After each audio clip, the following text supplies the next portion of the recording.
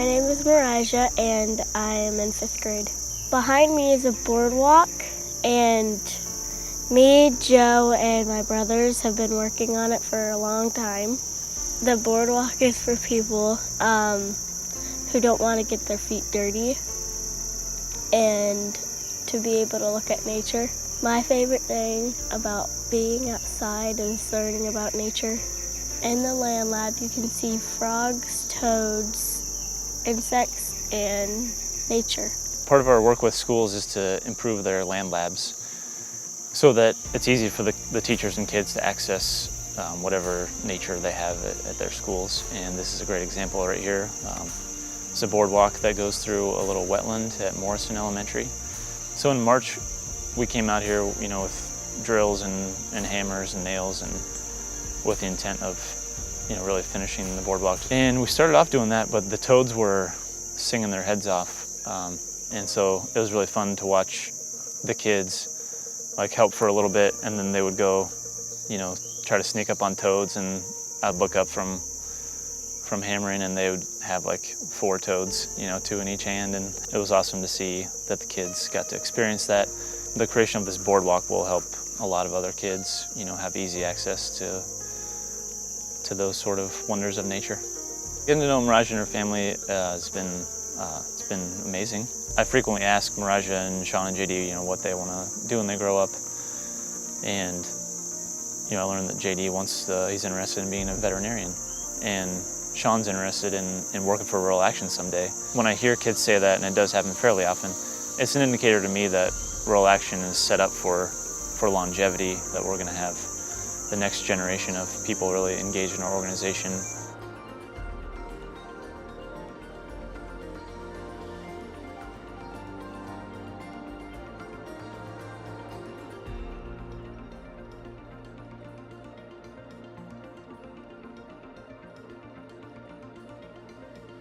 In 2016, the City of Athens had a surplus in its trash and recycling fund. We decided to provide some feedback to the City of Athens on what those funds could possibly be used for. The city was most interested in looking towards kind of the next frontier of waste management, which would be implementing this brand new organics collection program. The curbside compost pilot has been one of my favorite projects to work on because it is the beginning of seeing real change in infrastructure and access. A lot of people haven't had the ability to compost in their homes, or the time or energy or the know-how, and this is proving to be such a convenient option for people. My dream, of course, is to see the curbside compost service be something that is available to every resident in Athens. I am a firm believer in repurposing items, whether it's on the recycling end of things where plastics or aluminum or tin is being recycled into a usable material. I view composting as the same, and it's pulling it out of what otherwise would be added to our tipping fees as we take our waste to landfill. Instead, it's being repurposed into something that could be reused as fertilizer. It can be reused as, bedding material. It's just, I see win-win all the way around. But, the idea for curbside composting in Athens is not a new one, but it was a lot of planning. So know that. To get into this, there was roughly a year's worth of research that went into it, looking at all options. Rural Action engaged with us all along the way with updates. We would have questions. They would get answers to the questions, so it was very helpful for us to be able to launch into something like this.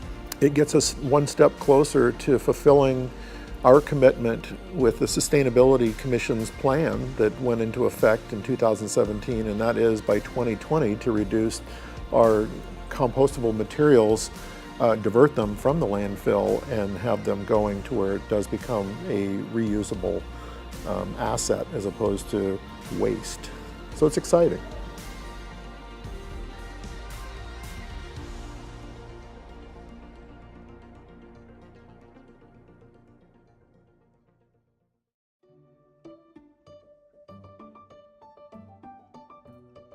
Country Fresh Stops is a program that we started in 2011 in partnership with Dr. Jill Clark from The Ohio State University, and it's basically been a strategy to address the phenomenon of a food desert. In 2017, Megan Buskirk from the Athens City County Health Department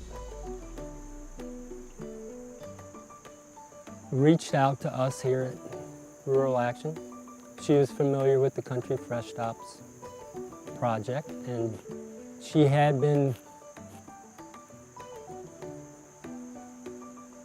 working on more mechanisms to get fresh local produce into Nelsonville.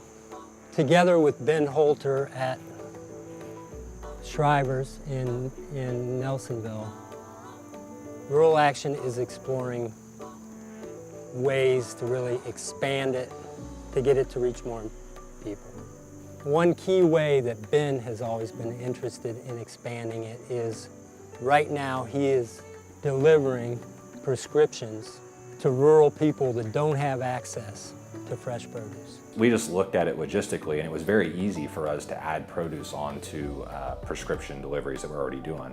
In 2017 alone, we delivered over 10,000 prescriptions out of the Nelsonville Shriver's Pharmacy location. We're already out on the roads, so being able to deliver produce alongside prescriptions it's logistically very easy for us to do, and we're happy to do it.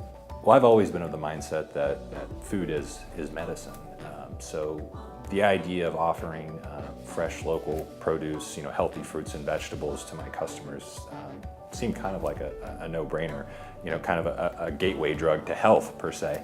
So I jumped at the chance, and really it's allowed us to kind of open a conversation about healthy eating and good choices. And we sometimes call our pharmacy, we're the Mayberry of pharmacies. We know like 80% of the people that walk through the door, we know them by first name. So it's nice to be able to give them some advice on how to prepare them. And there's something special about that, and I just enjoy those relationships that we're able to build.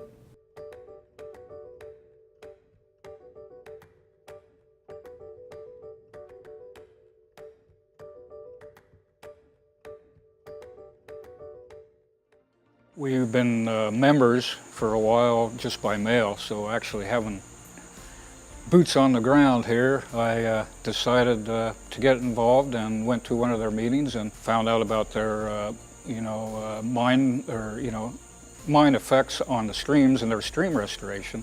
So I got here and saw what they were doing, and they were telling me, oh, we are thinking about a little treatment plant in Corning someday. That was a few years ago.